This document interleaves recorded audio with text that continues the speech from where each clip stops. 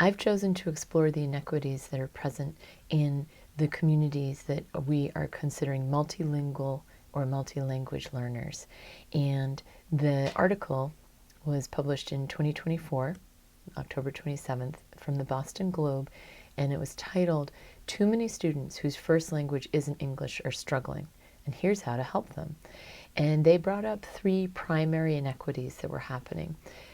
For the students themselves, they have a loss of fluency and competency in their heritage languages, and the dropout rates have extreme levels of inequity compared to the general population. For the districts, they're trying to navigate following the federal and state laws in terms of how to teach English and trying to help their students, the multilingual learners, achieve passing grades, proficiency in general subjects, core subjects, math, English, as well as sciences, etc. And then finally, we're looking at some big systemic choices that have been made surrounding bilingual education. Everything that we're discussing today is backed up by research, and all of it is drawn from peer-reviewed articles and state databases. So the primary inequity here for the students is the fact that their language, their home language, heritage language, is being seen as a deficiency. And research actually shows that when you have proficiency and fluency in your heritage language, that carries over to English fluency when you're picking up another language.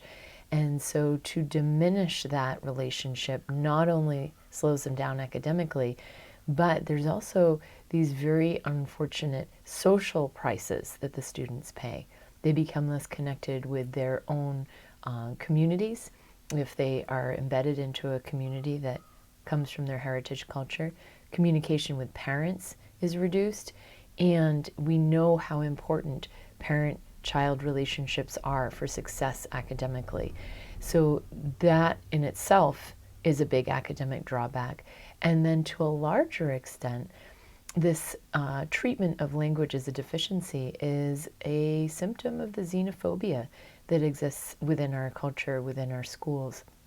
And when students are immersed in English-only learning, they actually do lose quite a bit of that positive benefit that comes from being able to communicate fluently with their families. And there was a study that's focused specifically on Haitian Creole students, and they reported at a rate of 67% of students who came into the country with Haitian Creole speaking parents, they had a 67% rating of poor fluency in their heritage language. Slightly less, to lesser extent with Latin American families, but again, they are reporting over 20% of them have poor fluency within their own heritage language that they would be communicating with their families and their communities with.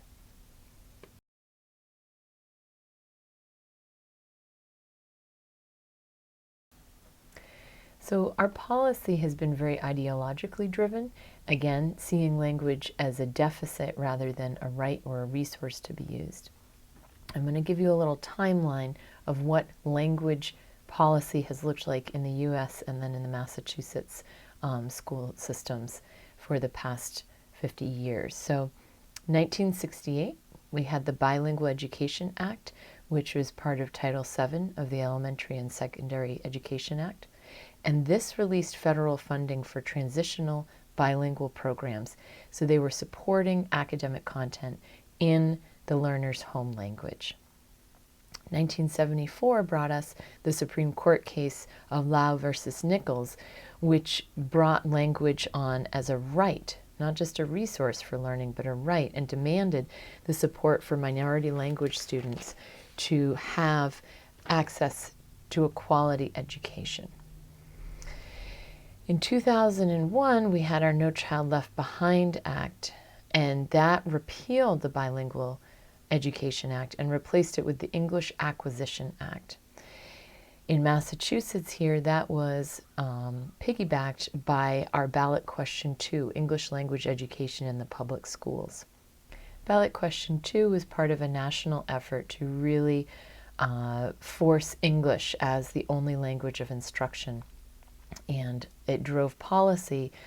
And one of the claims that it made in the ballot initiative write-up was that immigrant children can easily acquire full fluency and literacy in a new language, such as English, if they are taught that language as soon as they enter school.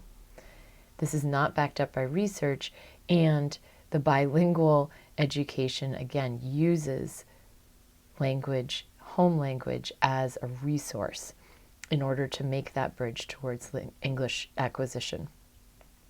So in 2016, the Massachusetts legislature passed the LOOK Act, Language Opportunities for Our Kids, and that reinstated the opportunity to use bilingual education across the state and translanguaging, other ways of being able to bridge the language gap equitably.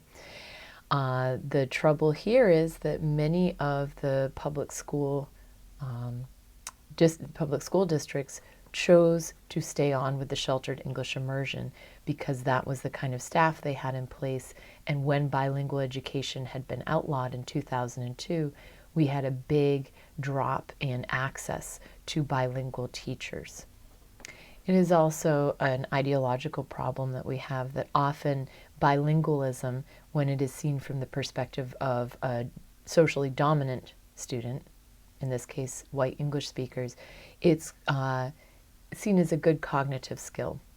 Whereas if it is a non-English speaker gaining the language, it's seen as overcoming a deficit.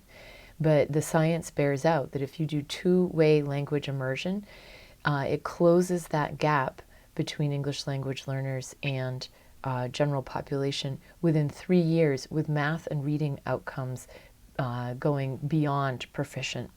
And additionally, students who are enrolled in two-way immersion programs exited English as a second language programs much sooner and achieved fluency much more rapidly than doing it in just an English immersion format. And a further way that this programming leveled the playing field was that they found that GPAs measured in 5th grade in the two-way immersion programming were significantly higher, and that in turn reduced problematic tracking at higher levels, higher academic levels, so that students did not face this last inequity I'm going to reveal.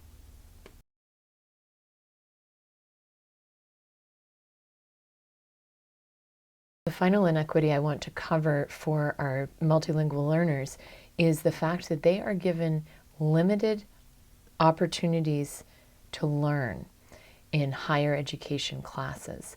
And this often will lead to disengagement, academic disengagement, and dropout rates, which are significantly higher. So I'm going to give you a little visual just so you see the price of us choosing not to use multilingual education.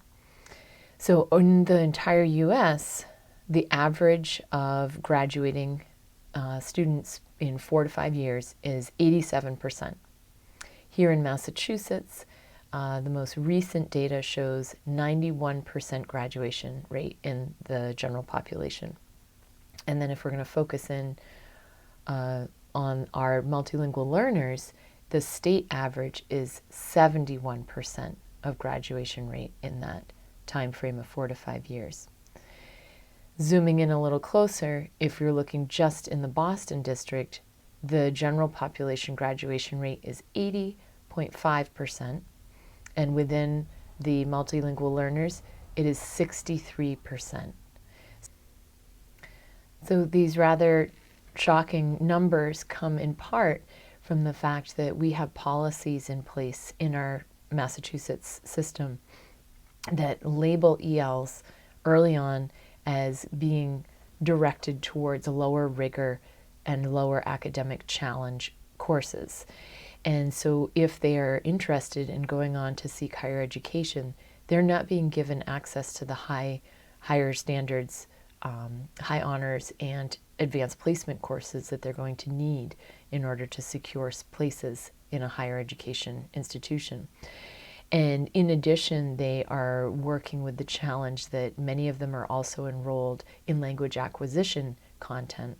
And so they are being removed from some classroom content and then being expected to go back in to the immersion programs. And it's very much a sink or swim scenario.